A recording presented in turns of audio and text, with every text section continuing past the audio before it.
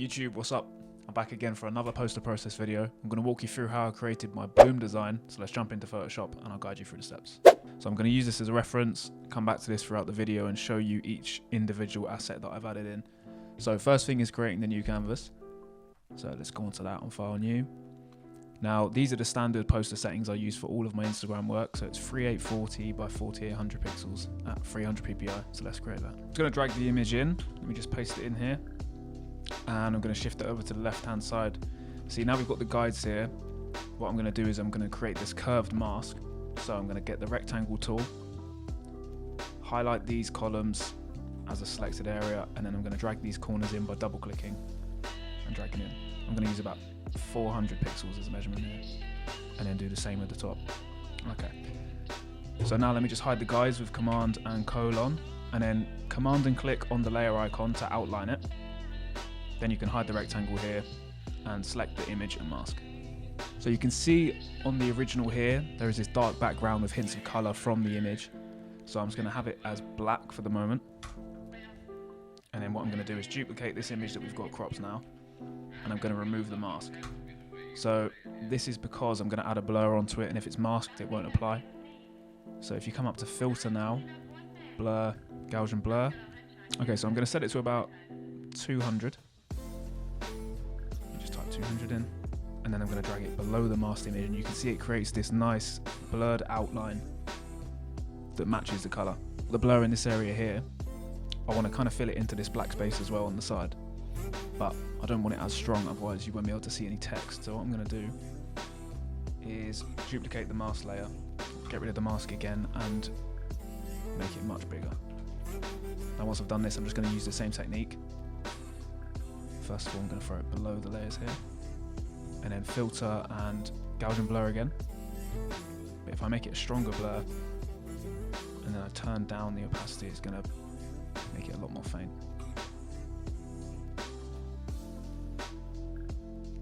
There you go, perfect. So you see on the original here, I've got this bloom text here, all in lowercase, so let me just add that in. So the typeface I'm using is Helvetica now, it's very much a go-to. And let me just use Command A to highlight that, and I'm going to set the tracking to -80 to bring the letters together. So I believe the size was about 280. So now there we go, let me just adjust it, use the grid lines to help line it up, and that is the main text in. This original, I've got this flower icon here. So this was an image I found online that I've just used a color overlay on to keep it flat. So let me just paste it over, and you can see here it's just a black object at the moment. So I'm going to add in a gradient overlay. You can see here the gradient's already set, but what it is a light grey into a solid white. And the reason I do this is just to add that extra bit of depth, so it's not just one flat colour. And then what I'll do is I'll create this curved rectangle outline for it. So it's the same method as before with the rectangle tool. Just use the grid lines to help you. So I'm just going to create the shape, and then what I can do is just drag in one corner, and you'll see it will affect all of them. And then set the stroke to the white color and get rid of the fill. Let me put this around 10. And there we go, you can see now here is our shape. So let me just do some adjusting. And there we go. I'm just going to paste in the small text, keep with the grid lines. I mean, it keeps the layout very neat. I'm just going to post that in. It's very simple, I just used to create this. If you just come down onto the paragraph section here, and if you use this, which is, I think it's justify at both sides, so it will spread out all the letters evenly throughout, and then just fit that within the grid lines. There we go, and just adjust it. Let me just do the same thing with the other text. Just going to come back over here, make some text boxes, put them in there. And I've used the same kind of formatting where, I've done the -80 on tracking. And this one was slightly more in. Okay, now I'm just going to copy in these rectangles from here. It's the same thing, literally just rectangle tool, make some squares. Drag them into the same point. And there we go, that's all the assets done. So let's move on to the texture and color and effects and all of that. We'll look back at the original again. Now you can see there's a few effects. The main one I'm noticing is the texture on the image. So let's look over that first. Now this is a very nice effect, but it's very simple to do, so let me just show you. If I'm just going to take the masked image, so let me hide and reveal it just to show you which one I mean. So you're going to take this one, and if you go onto filter and filter gallery, now what I've used for this is texturizer. So you can see down here in the right, these are the active filters that are on.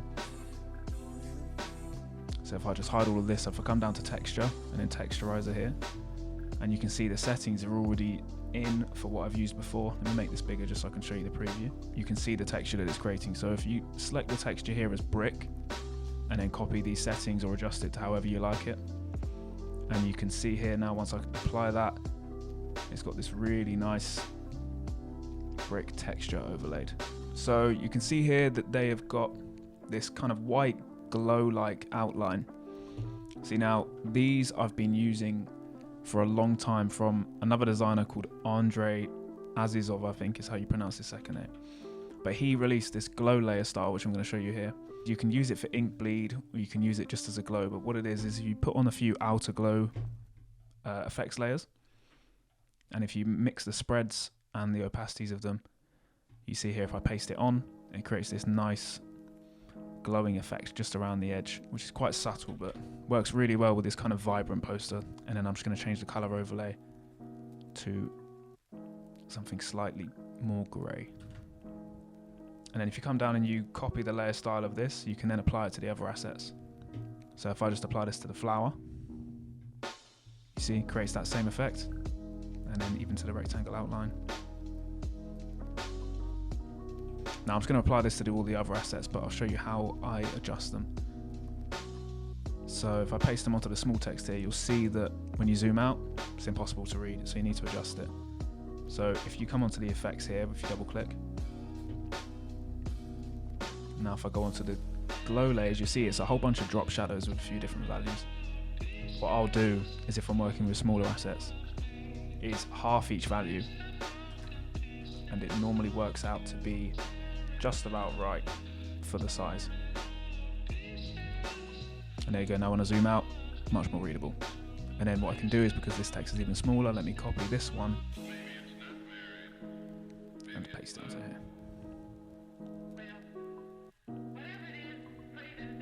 Okay, I'm just going to add a little inner glow on this image layer just to separate it from the background a little bit. So you can see here is I've used a red. So if you select red on here, and you can just use the eyedropper tool at a point on the image just to keep it cohesive. Select that, play around with the size and the opacity just the way you want it. I'm going to keep it to around where it is, just so it's really subtle, and then press OK on that. Okay, I'm just going to move on to the texturing now, so the fun part. So let me just drag them in.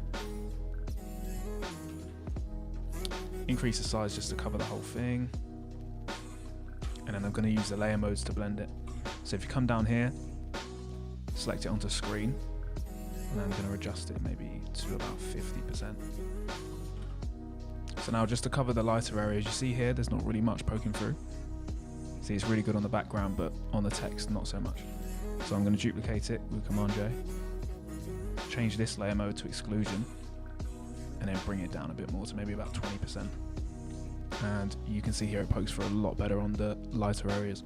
So now this is looking quite good, so I'm just going to top it off with a film dust texture.